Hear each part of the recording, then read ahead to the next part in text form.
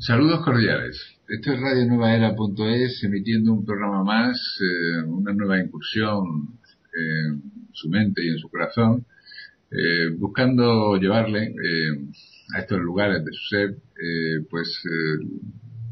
lo mejor que podamos encontrar. Las mejores opciones vitales, a veces, planteamientos, ideas, sugerencias o consejos. A veces atreviéndonos a dar estos consejos que puedan serle útiles, siempre filtrados por usted, por el que nos oye. Es evidentemente el que tiene que ser responsable y tomar una posición consigo mismo en relación a cualquier cosa que le incumba. Soy Antonio Fernández Fígares y esto es Radio Nueva Era. Bueno, hoy vamos a hablar de un tema que creo que les puede interesar.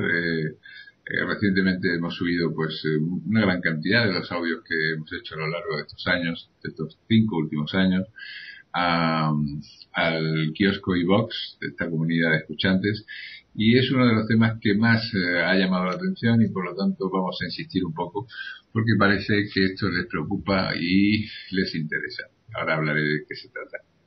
Antes, primero, presentarle a los contertulios que tenemos hoy, que es Covadonga Pérez Lozana, que es coach certificada por la Universidad Francisco de Vitoria, y que nos acompaña pues en otras tertulias, y ella es asesora, da cursos, da conferencias, da seminarios de diversa índole. Después daremos sus datos de contacto. Buenos días, Covadonga, ¿cómo estás? Hola, buenos días, Antonio. Un placer estar aquí de nuevo con vosotros. Gracias por tu presencia en este programa. Y también está junto a nosotros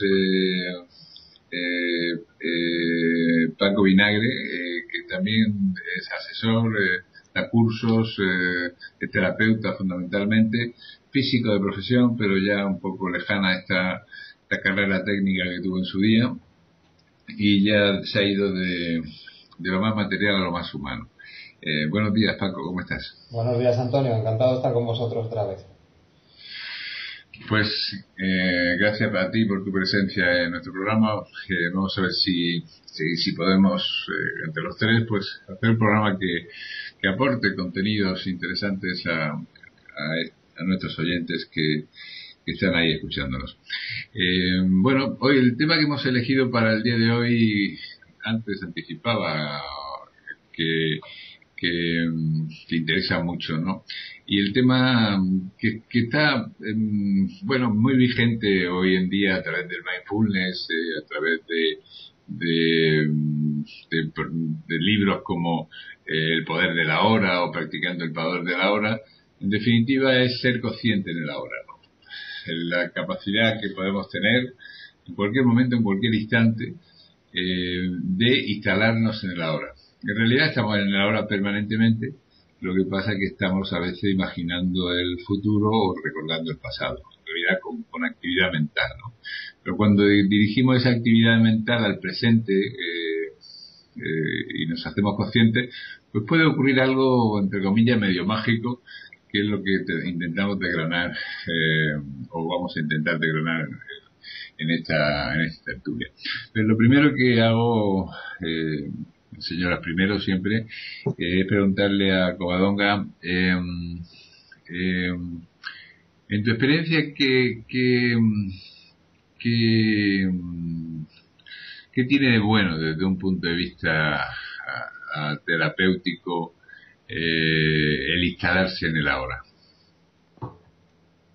Pues para mí es tremendamente liberador, ¿no? Porque digamos que un occidental puede tener una media de 20.000 pensamientos al día.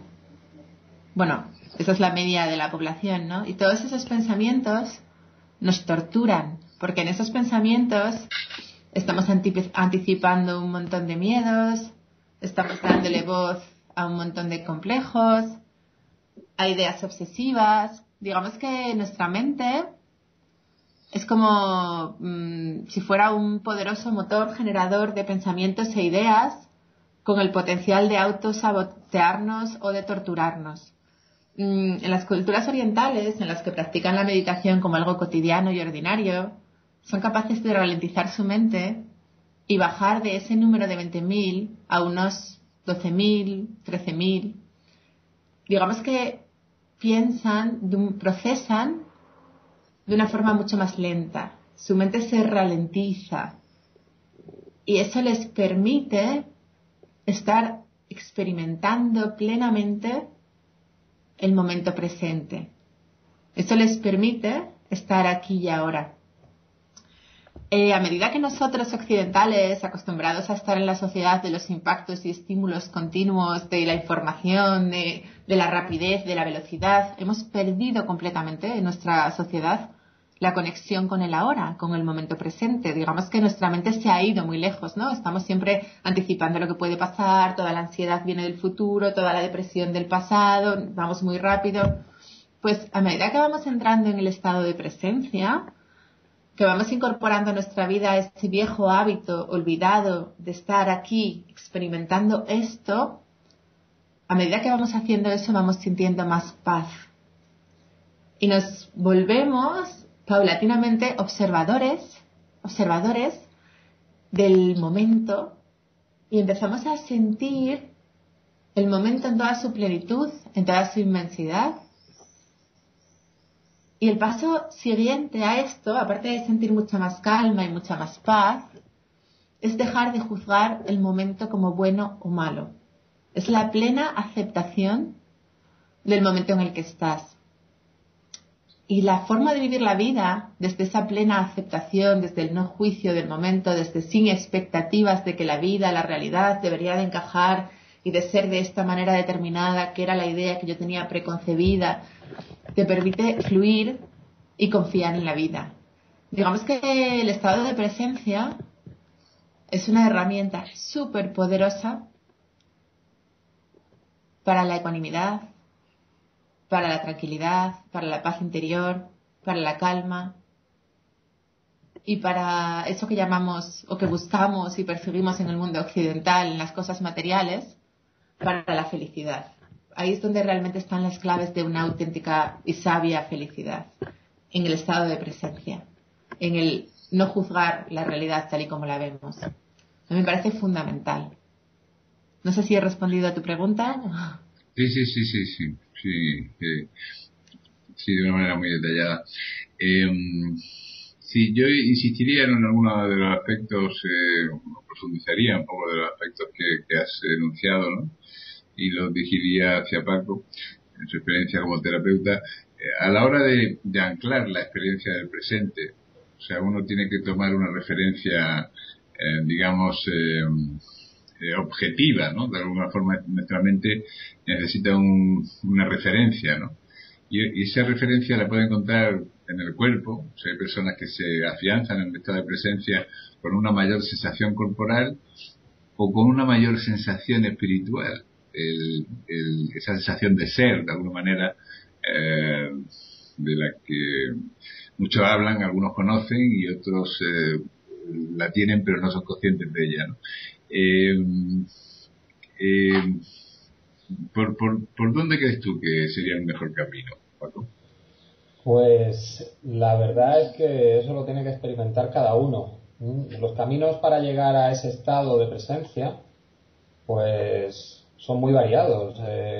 Todas las corrientes espirituales o de meditación te ofrecen un camino y todos esos caminos pueden valer. El conflicto que yo veo es en confundir el estado de presencia con la herramienta que te permite permanecer durante un tiempo en ese estado de presencia. Es decir, un estado de presencia continuo es aquel en el que tu mente no te ofrece pensamientos de preocupaciones. Para tener ese estado has tenido que vaciar de tus recuerdos todas las preocupaciones que has ido acumulando a lo largo de tu vida, gestación, transgeneracionales. Y si logras eso, lo que mantienes es un estado de presencia continuo sin esforzarte en mantenerlo. Es automático. Si no has hecho todo ese trabajo, entonces tienes que utilizar herramientas que te permitan acceder a ese estado. Y esas herramientas pueden ser pues el entrenamiento mental, la meditación, trabajos a través del cuerpo, como puede ser el yoga. Bien, pero a mí me parece que muchas veces lo que se confunde es el síntoma de haber llegado a ese estado con el objetivo. El objetivo no es tener una herramienta que me permita llegar a ese estado y esforzarme en estar ahí continuamente. El objetivo es deshacerme de todos los traumas de mi pasado y vivir en ese estado de presencia continuo sin esfuerzo. Eso es lo que, en mi opinión, es el estado de iluminación. Pero cuando intentamos estar en el presente, como bien habéis dicho los dos, ¿no? Pues aparecen tanto recuerdos o de pequeños traumas o resentimientos que a lo mejor están produciendo pues depresión o ansiedad o miedo al futuro, estrés, o anticipaciones positivas también puede haberlas, ¿no? E incluso también recuerdos positivos, ¿no? Pero que tanto unas cosas como otras a lo mejor nos pueden sacar de ese estado de plenitud que podríamos tener o de bienestar, sencillamente. No sé si ya de plenitud, eso ya depende un poco ya del desarrollo de cada cual, ¿no? Pero aparte del camino de eliminación de la negatividad del pasado, Covadonga, ¿crees que existen algunas técnicas de colocarte en el presente, o sea, de una forma física que tengan que ver, por ejemplo, con la respiración, que tengan que ver con el sentimiento del cuerpo, ¿no? Que es algo también muy familiar para cualquier persona, ¿no? Bien, como comentaba Paco, cada tradición espiritual tiene su propia técnica. Yo durante años hice budismo tibetano con la Shanga de Sogyal Rinpoche y bueno, era una técnica muy poderosa. Un curso de milagros con sus ejercicios, que es cada uno diario, también es una técnica muy poderosa para volver al estado de presencia, aunque sea por la concentración que requiere la capacidad de poder seguir el libro. Pero para mí, la técnica más valiosa que yo he conocido y que a mí más me ha traído al estado de presencia es un libro que se llama El proceso de la presencia de Michael Brown. Michael Brown era un hombre que sentía grandes dolores físicos, que tenía una enfermedad física degenerativa y se moría del dolor. Y él probó pues muchas técnicas, probó técnicas chamánicas, probó técnicas de medicina ayurvédica, probó técnicas de medicina occidental, alopática, y continuaba con sus dolores. Y él desarrolló un método que tiene mucho que ver con la atención en la respiración, como tú decías, un método de 3 meses, que implicaba unas respiraciones continuadas, porque si nos damos cuenta, por ejemplo, los animales están presentes, los animales siempre están en el ahora. Y los niños, perdona que te interrumpa, ¿no? El niño no tanto, pero también, ¿no? Los niños muy pequeñitos también están en el estado de presencia. Pero en concreto, si te fijas en un perro tiene la respiración conectada, es decir, inspira y expira de forma conectada. No deja que transcurra ese intervalo de tiempo entre una inspiración y una expiración. Eso es lo que Michael Brown define, ese intervalo de tiempo que los humanos tenemos entre inspiración y expiración.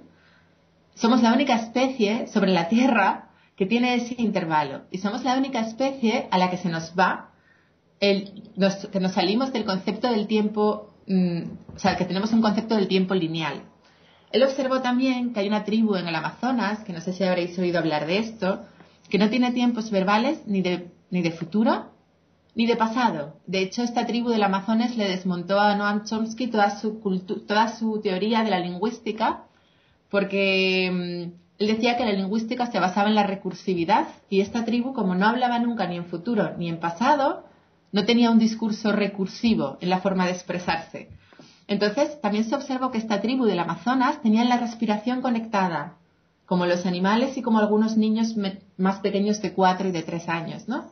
A mí me encantaba, mi novio tiene un niño de 5 años, que cuando yo lo conocí tenía 3 años y decía él, entonces, mañana es ahora.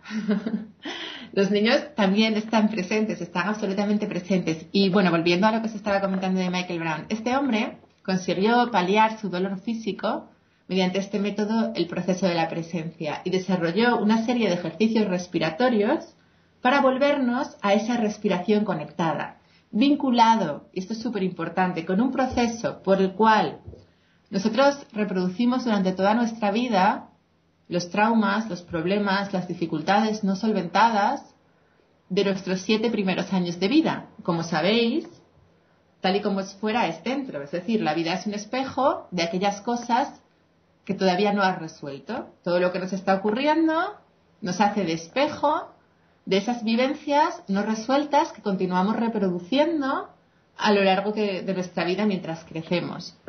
Pues en el método del proceso de la presencia de Michael Brown, él es capaz de, mediante este proceso, conseguir que durante una semana tienes que repetir un mantra y tienes que poner atención en los sucesos que estás repitiendo para conectarte con qué suceso previo a lo largo de tu vida te mostraba esa situación, para que seas capaz de entender el mensaje de aprendizaje que hay detrás de esa situación sin reaccionar y para que empieces a responder. Entonces, él vincula una parte emocional de limpieza de traumas mediante la respuesta consciente con unos ejercicios de respiración que se repiten mañana y noche durante un proceso de 3 meses, que hasta ahora, de todo lo que yo he conocido, es lo que al menos conmigo en primera persona más me ha traído al estado de presencia. Y bueno, es un libro que vale 17 euros, es un bestseller, lo venden en cualquier sitio, en el Corte Inglés, en la Casa del Libro, y yo os lo recomiendo encarecidamente porque de veras que es muy potente y que tiene la capacidad de cambiar las vidas de muchas personas. Muy bien. Y Paco, no sé si estás al tanto, bueno, o en tu terapia también utilizas lo que son procesos relacionados con pues con los chakras de enraizamiento, ¿no? De una persona que está conectada con la tierra para ayudarle a esa sensación de presente. Hablan, por ejemplo, ¿no? De que el Muladhara, que transmite su energía a tierra, es lo que más nos enraiza, más nos hace tomar contacto con la realidad física por un lado, y por otro lado pues nos ayuda a esa, digamos, a esa sensación de presencia, que la sensación de presencia entiendo yo que está muy relacionado con lo físico, ¿no? Porque tenemos un sistema referencial, que el sistema referencial es el entorno, estamos viendo, en la medida en que vemos o que tocamos o que sentimos algo, eso nos está ayudando a que no volemos, ¿no? Con la imaginación, o que no especulemos, ¿no? Sí. Cuando empecé yo con este mundo de terapias, era el enraizamiento, era un término que me tenía un poco perdido, y hasta hace poco tiempo como que no sabía encajarlo muy bien. Finalmente creo haber entendido ya qué significa. Cuando estás enraizado es que tus pensamientos no se están proyectando al futuro y al pasado continuamente, sino que estás siendo práctico, estás viviendo el ahora, ¿bien? Y eso tiene un reflejo físico. Tanto la forma de tus pies como tu manera de caminar, tus tensiones en las piernas, el cómo muevas la cadera, la pelvis, es indicativo de qué represión estás haciendo de determinadas emociones. Si tú tienes un andar embarado, lo que significa es que no confías en el proceso de tu avance en la vida. Te cuesta ser práctico, te cuesta poner en la práctica tus ideas. Entonces, en terapia puedes acceder a esas emociones de muy diversas maneras. Puedes hacerlo a través de lo físico, a través de masajes, a través de reflexoterapia, o puedes ir también a través de los pensamientos, ¿no? Recordando esos momentos en los que tú intentaste algo, no salió bien, la gente que tenías a tu alrededor decía, pues no vales, o espérate, ya lo hago yo. Todo eso al final va creando un conjunto que se refleja tanto en el cuerpo como en la mente. De hecho, yo lo que propongo es que nuestros pensamientos son más un producto de nuestro estado global que no lo que guía a nuestro cuerpo, ¿no? Si nos encontramos mal, nuestros pensamientos son negativos, si estamos bien, nuestros pensamientos son positivos. Luego, tenemos la oportunidad de acceder a ese cambio a través de muchas técnicas diferentes. Y lo que hay que hacer pues es adaptarla a la persona que tienes delante. Lo que mejor le vaya es lo que mejor funciona. Mm. Y efectivamente,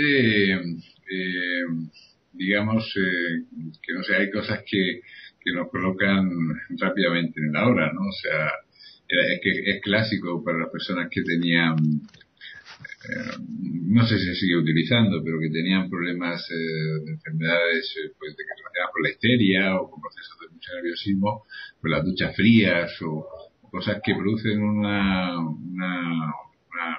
estado sensorial, una sensación que inmediatamente coloca el peligro, también coloca en el ahora, ¿no? Una vivencia de peligro, las llamadas de atención también están relacionadas con esto, ¿no? Pero también están los famosos mantras, ¿no? Covadonga,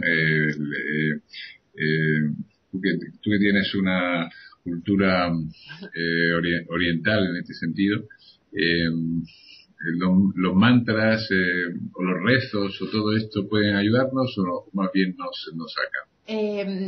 Bueno, por ejemplo, como os comentaba antes, Michael Brown, en el proceso de respiración también repites un mantra, pero que en este caso no tiene nada que ver con las culturas orientales, sino que es simplemente la repetición de una frase cotidiana, como por ejemplo puede ser me aprecio a mí mismo, y te pasas repitiendo eso una semana, ¿no?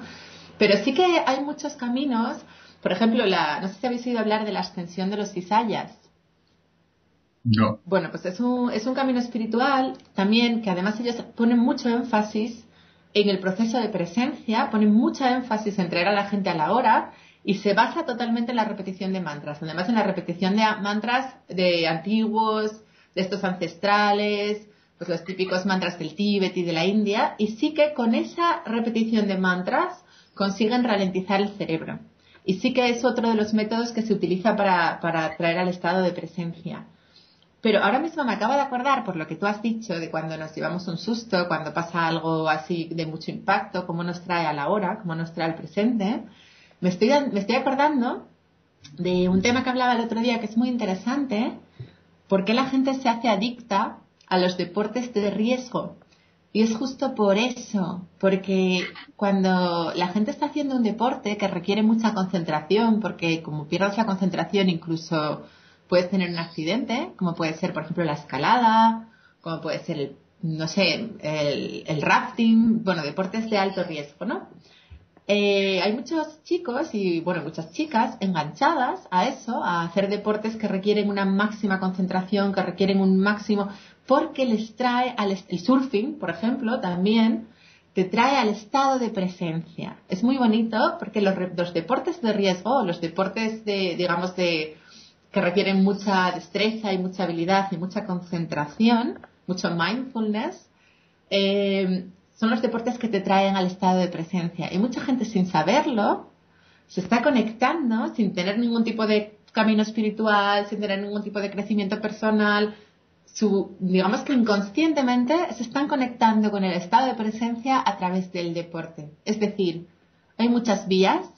Yo creo que la búsqueda de esa paz es algo que buscamos inconscientemente todos los seres humanos y lo podemos encontrar pues incluso en algo tan simple como es ponernos a hacer surf o ponernos a hacer snowboard o esquí.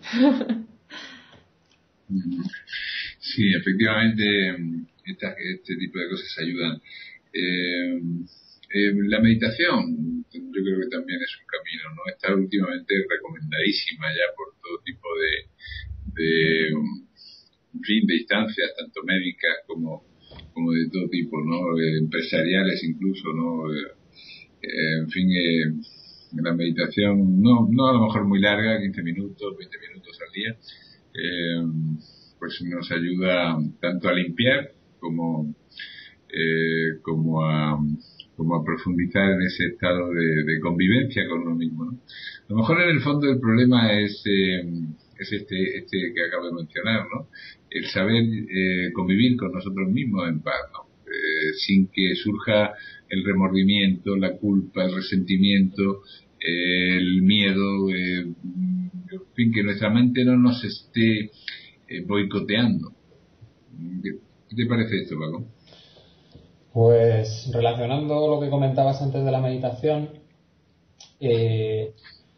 la meditación es un método natural y, de hecho, como comentaba Covadonga antes, cuando estás haciendo un deporte o alguna actividad en que estás concentrada totalmente tu atención, estás meditando. La meditación es algo natural en las personas, natural en los animales, y es lo que te permite descargar las emociones que estés sintiendo en ese momento, permitir que todo fluya. Lo que pasa es que nosotros lo tenemos que hacer más conscientemente porque al ser educados en la represión emocional se nos generan unos automatismos inconscientes que cada vez que surge una emoción nos ponemos en tensión interna. ¿Bien? La meditación lo que nos hace es conscientes de ese automatismo, de cuando aparece la tensión muscular, y en ese momento permitimos que vuelva a relajarse. Cuando se relaja el músculo descarga toda la tensión y cambia tu estado mental porque tu emoción se ha liberado, ya no es la misma. Si cambia tu estado mental, pues ya tus preocupaciones son menos, los pensamientos son menos obsesivos, con lo que al final cualquier técnica que te sirva para eso, para focalizarte, observar tus tensiones y poder relajarlas, va a permitirte un cambio y mejorar, ¿no? La clave en este punto, con la meditación, yo recuerdo una entrevista que hizo Ramiro Calle a un maestro meditador birmano que se llamaba Upul Gamage, en la que decía este maestro meditador que hay un peligro en la meditación, que es interpretar que ese estado de paz al que puedes llegar a través de la meditación es el objetivo. Ese estado de paz es una herramienta que te permite el acceso a tu intuición, a poder resolver determinados problemas. Pero en cuanto sales de ese estado, las brasas, es decir, las emociones que has dejado sin tocar, se vuelven a avivar. Por tanto, si quieres un cambio, para él, el método de meditación importante era el de observación, el permitirte descubrir qué está pasando en tu cuerpo, qué pensamientos tienes, qué emociones vienen, y quedarte en ese estado de observación en el que permites que los músculos se relajen para que se produzca el cambio. Sí, has tocado un aspecto muy interesante, ¿no? Yo creo que el tema de la resistencia a la emoción, ¿no? Y el aspecto residual de la emoción, yo creo que es culpable de una gran parte de la tensión que acumulamos a lo largo del día, ¿no? Un gurú que he mencionado mucho, que es Nisargadatta, que últimamente se ha convertido en uno de los exponentes máximos del Vedanta Advaita y cada vez está más reconocido. Cuando él se supone, y él lo dice, y muchas personas lo han reconocido, que está en un estado de iluminación, ¿no? Y él le preguntan por las emociones, y dice, bueno, en mí la emoción aparece, surge, se manifiesta, pero no deja huella. No se produce ese sustrato, esa resistencia residual de la que hablaba, ¿no? Hay personas que la liberan a través del deporte, ¿no? O del sexo, o yo creo que lo intentan también eliminarla, porque yo creo que en gran parte, como es muy molesta, ¿no? Pues se busca o la bebida, o a veces las drogas, o a veces o darle salida a través de la agresividad, ¿no? O distintos caminos, muchos de ellos que son perjudiciales, ¿no? Pero yo te preguntaría, Covadonga,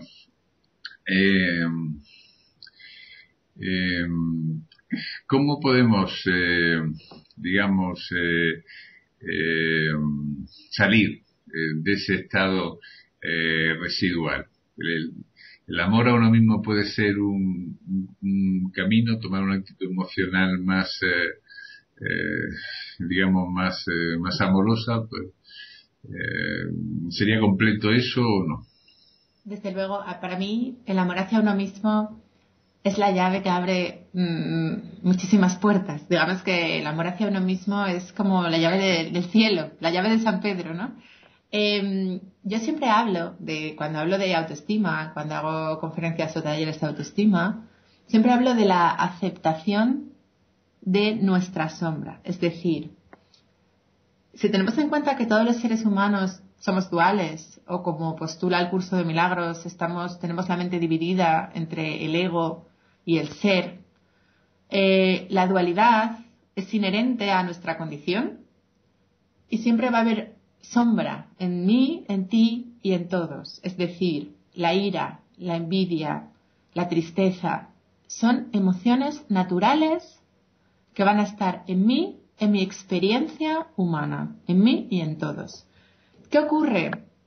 Que como socioculturalmente hemos crecido en una tradición católica o una tradición cristiana en la cual se consideraban las cosas, se juzgaban las cosas dentro del término bueno o malo, hemos clasificado como malo algo que es tan natural como sentir ira, o como sentir tristeza, o como sentir rabia, o como sentir frustración.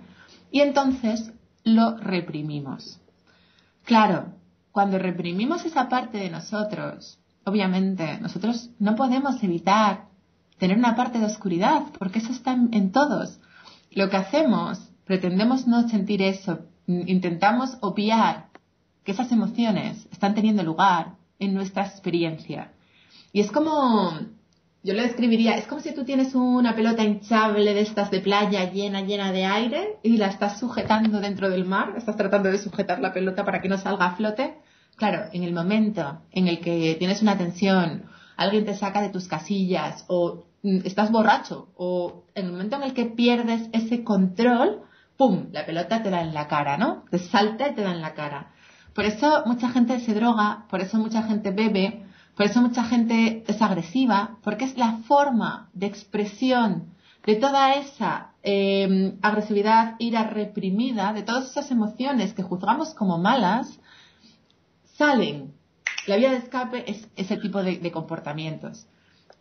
¿Yo qué propongo? Y esto tiene mucho que ver con el amor hacia uno mismo. Aceptar y poner luz en la sombra. Es decir, no reprimirlo. Si siento envidia y no lo voy a juzgar como algo malo ni como que algo falla conmigo. Simplemente lo voy a observar y no voy a dejar, por supuesto, que me consuma, sino que lo observo y lo suelto, pero lo acepto y me amo a mí misma con el todo. Me amo a mí misma porque hay una parte de mí que se equivoca y también lo acepto. Digamos que es aceptarme a mí misma con el todo, con mi luz y con mi sombra. Y además estoy muy contenta porque, bueno, esto es una tontería lo que voy a decir, pero a mí me hace ilusión, ¿no? Porque yo siempre veía en las películas, en los dibujos animados de Disney, los arquetipos de bueno y malo. Y me parecía muy peligroso porque nos hacía aspiracionalmente a los seres humanos querer ir hacia ese bueno que es inalcanzable y que no es real y rechazar nuestra condición humana de seres completos que tenemos el todo, ¿no? Y acaba de salir una peli de Disney que yo siempre criticaba a Disney en las conferencias, me ponía muy nerviosa el rollito esto de los arquetipos del bueno buenísimo y el malo malísimo, cruel y malvado y deleznable, porque siempre decía que la dualidad era algo inherente a todos, ¿no? Y acaban de sacar una peli, la peli de Maléfica, que me encanta porque me parece increíble que Disney, que era el arquetipo por excelencia de la dualidad no integrada, acaban de sacar un personaje con el tema integrado. Es decir, Maléfica es buena y mala, es héroe y villano. En el transcurso de la película hace cosas muy bonitas y muy amorosas y también se mueve desde el miedo y hace cosas muy egoicas. Pero me encanta ver que la humanidad está evolucionando y que hasta el propio Disney es capaz de integrar en un personaje la complejidad de una mente dividida, que es lo que es el ser humano. El ser humano es, por definición, esa dualidad en el plano físico tercera dimensión. Entonces me encanta ver que sí que estamos viviendo un cambio de conciencia muy potente, que está llegando a todos los niveles y que cada vez más el sistema va a integrar y la tradición sociocultural va a cambiar hacia una sociedad más humana en la que se acepte que nosotros venimos con el todo, y que ese todo es lo que nos permite ser quien somos y amarnos desde ahí. No sé si te sirve esto que te he dicho hoy. Sí, mucho, por supuesto. Sí, yo haría hincapié ahora, efectivamente, bueno, todo el planteamiento utópico, pues, no sé si perjudicial, pero cuando menos es engañoso, ¿no? Y en la medida en que engañoso, pues sí, probablemente sea perjudicial. Pero creo que sería importante también sería hablar de la aceptación. O sea, si el problema está en la emoción residual, si el problema está en que estamos viviendo y estamos dejando un sustrato emocional que nos perjudica a medio y largo plazo, ¿qué hacemos para incrementar nuestro nivel de aceptación? Que eso no quiere decir que no hagamos nada. O sea, nosotros podemos tener una vivencia que no nos gusta, que no la vemos adecuada, que no la vemos justa, que no nos en fin, no tragar ruedas de molino pero sí aceptar. ¿Cómo hacemos eso, Paco? Bueno, en este tema yo creo que siempre tengo un poco de conflicto, que puede ser por mi interpretación del significado de esa palabra de aceptación, que en mi experiencia yo creo que no está bien entendida. Aceptación en sí, la palabra, indica que hay algo con lo que tienes que quedarte, tienes que aceptarlo, ¿vale? Cuando la realidad es que desde el punto de vista emocional, aceptar las emociones significa metérmelas en la mochila, quedarme con ellas, seguir cargando con esa emoción.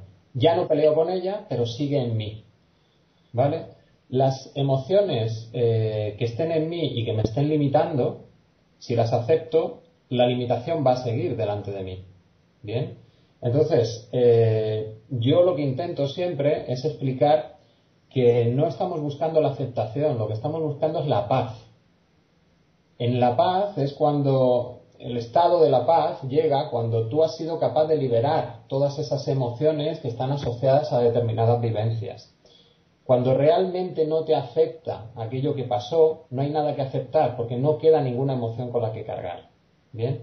Entonces, esta pequeña diferencia que introduzco yo en ese término me parece crucial, porque si no, en muchos casos lo que ocurre es, bien, yo intento generar emociones positivas, las contrapongo a esas negativas, lo logro, soy capaz de tirar adelante, pero llega un momento en el que las tensiones externas ya no me permiten hacer el truco y al final esa emoción que yo he estado ahí tapando con la aceptación, como decía Covadonga, salta como la pelota en el agua y te la vas a encontrar en el momento más inoportuno, ¿no? Entonces, yo ahí, pues recalco, la idea de aceptar no es cargar con la emoción, no es hacerme el fuerte y decir, venga, yo puedo con ella. La idea de aceptar es hacerme consciente de que eso está ahí, permitirme sentirlo sin represión y permitir que se descargue totalmente. En ese momento es cuando realmente habré aceptado y es cuando realmente llegaré a la paz. Bien. Sí, indudablemente. Pero a lo mejor yo creo que tiene que ver con el filtro, ¿no? Tenemos un filtro mental frente a las cosas que puede tener muchos, no sé, es una rejilla con muchos elementos, ¿no? Podemos ser reactivos a unas cosas más que a otras, ¿no?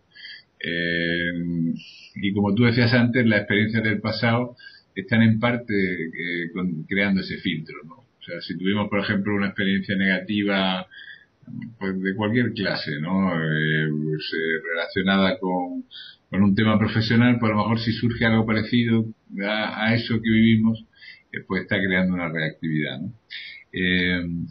Pero, yo creo que probablemente la mayor parte de las reactividades que tenemos tienen que ver con experiencias pasadas, ¿no? Lo que pasa es que eso es inevitable porque es la parte misma de la vida. Bueno, o tal vez no sea inevitable cuando se produce un proceso de conciencia. Y ahí quería yo llegar, Covadonga. ¿Cómo hacemos ese proceso de conciencia para evitar en parte la reactividad emocional y mantenernos más en el ahora, que es el tema de hoy? Pues a ver, esa reactividad va vinculada a las experiencias no resueltas. Es decir, la vida nos va a seguir poniendo delante aquellas cosas no resueltas en las que hemos reaccionado precisamente porque no estábamos presentes, nos hemos identificado con nuestro personaje, es decir, con nuestro ego, hemos reaccionado desde el ego enganchándonos en esa situación, ¿vale? Una cosa es reaccionar y otra cosa es responder. Cuando no estamos presentes, reaccionamos. Es decir, reaccionamos inconscientemente. Cuando estamos presentes, respondemos.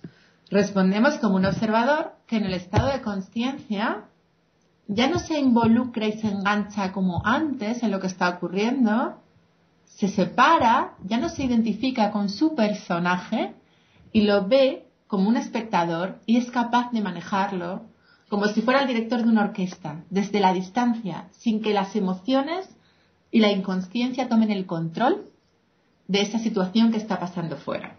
¿Cómo conseguimos llegar? Para mí la pregunta, la clave es, ¿cómo paso de ser una persona que reacciono a ser una persona que respondo?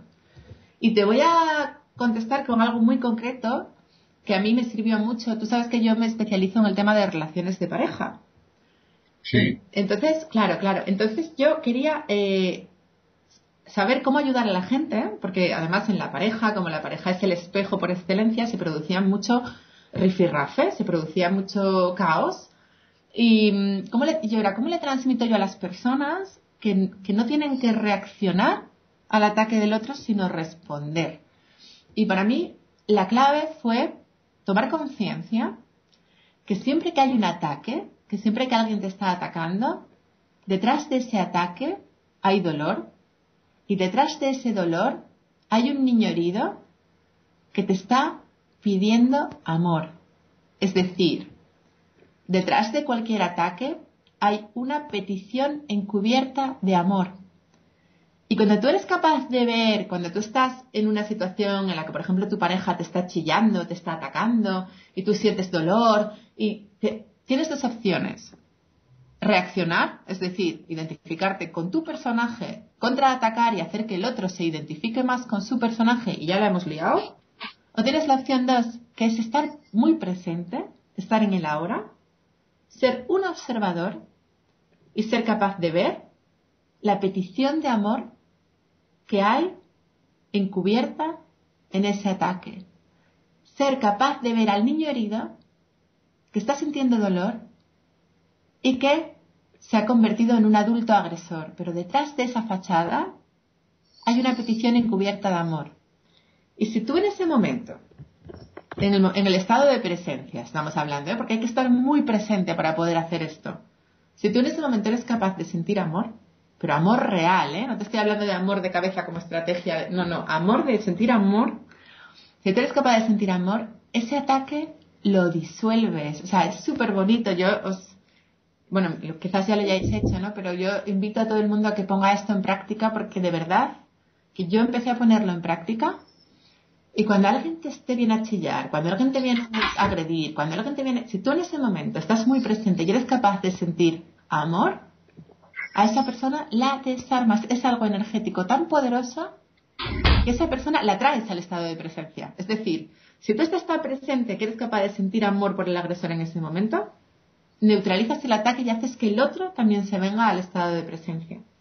Entonces, ahí estás en la respuesta. La respuesta siempre es amorosa. La reacción siempre es desde el dolor.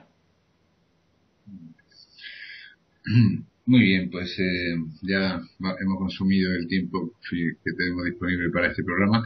Yo creo que se han aportado muchas claves interesantes. Efectivamente, bueno, la respuesta es siempre el amor y la conciencia, ¿no? Claro. Yo creo que eso son claves generales que son siempre aplicables. Efectivamente, la desimplicación del personaje, de ese rol que todos representamos a diario, y que a menudo pues tanto queremos defender, ¿no? Tanto queremos hacer ver tanto a nosotros mismos como a los demás de que somos buenos en lo que sea, como padres, como profesionales, como amigos, como personas. Pues nos puede, si le damos excesiva importancia, a veces crear en parte ese tipo de reactividad. Pues bueno, voy a dar por finalizado este programa, no sin antes dar los datos de contacto de mis contertulios y amigos, que es Covadonga Pérez Lozana, a la que pueden escribir al correo info@covadongacoach.com, escrito coach, ya lo saben, info@covadongacoach.com, llamar al 637153644, repito, 637153644, con el prefijo 34, se van de fuera de España, ya lo saben, y pueden visitar su web, www.covadongacoach.com.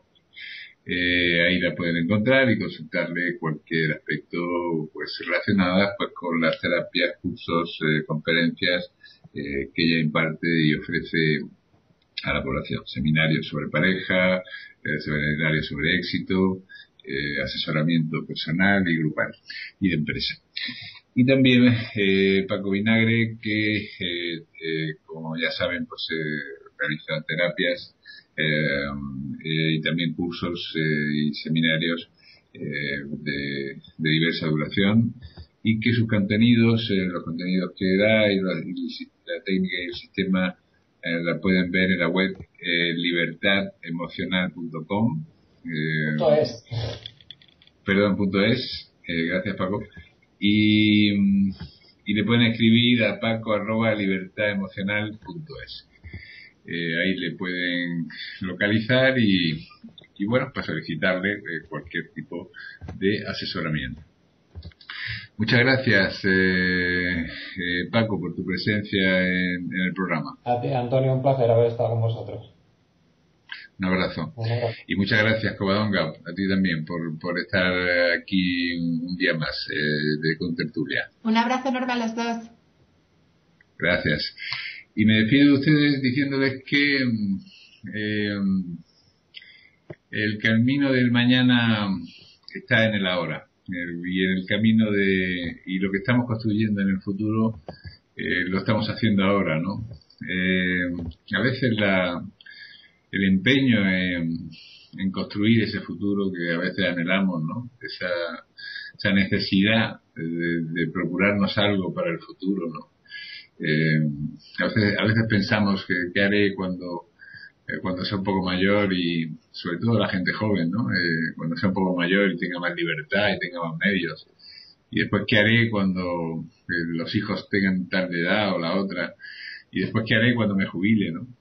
Y estamos como dejando pasar a lo mejor pues las flores que están plantadas en una maceta de una ventana, o un arco iris que no hemos visto, o darle un abrazo a un amigo, o charlar un ratito, o estar con nosotros mismos. Hay momentos en el ahora que nos perdemos a diario, tal vez por ese anhelo que continuamente está en nosotros.